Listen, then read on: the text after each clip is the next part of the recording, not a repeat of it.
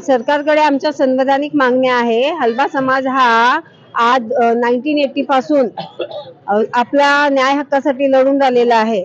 संविधानामध्ये हलबा ही आदिवासी जमातीमध्ये त्याची नोंद आहे, पण 1980 पासून आम्हाला काही आमचा अधिकार मिळून राहिलेला नाहीये.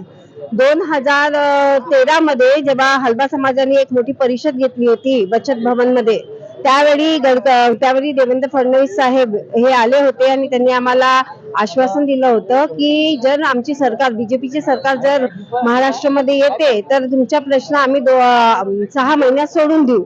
आणि तसंच आश्वासन गडकरी साहेबांनी गोळीबार चौकात इथे दिलेला होता. पण यांची सरकार येऊन आज 10 वर्ष झाले.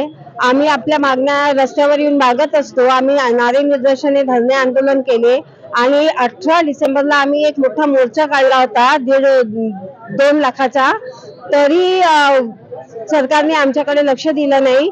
18 तारखेला जेव्हा आमचा मोर्चा होता त्यावेळी 12 तारखेला मुख्यमंत्रींनी आणि उपमुख्यमंत्रींनी आम्हाला बोलून घेतलं होतं आणि आमच्या प्रश्नावर चर्चा केली होती आणि त्यांनी म्हटलं की हे मी मुंबईला अधिवेशन संपलं, मुंबईला गेलो की आम्ही तुमच्या प्रश्न निकाली आणू म्हणून.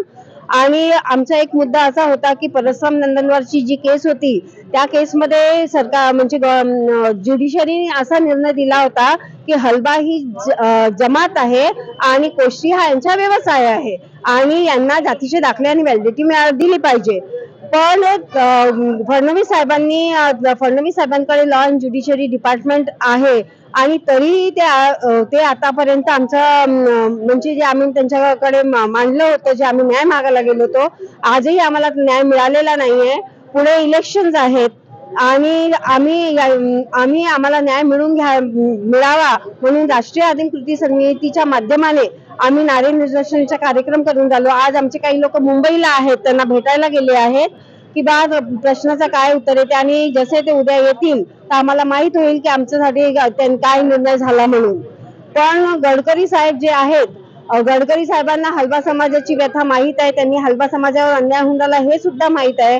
फडणवीस साहेबांना सुद्धा मुख्यमंत्री असताना त्यांनी आम्हाला म्हटलं होतं की मी प्रश्न सोडवतो, पण 6 महिने करता करता 10 वर्ष होऊन गेली आणि यांनी हलबा समाजाचा प्रश्न सोडवला नाही.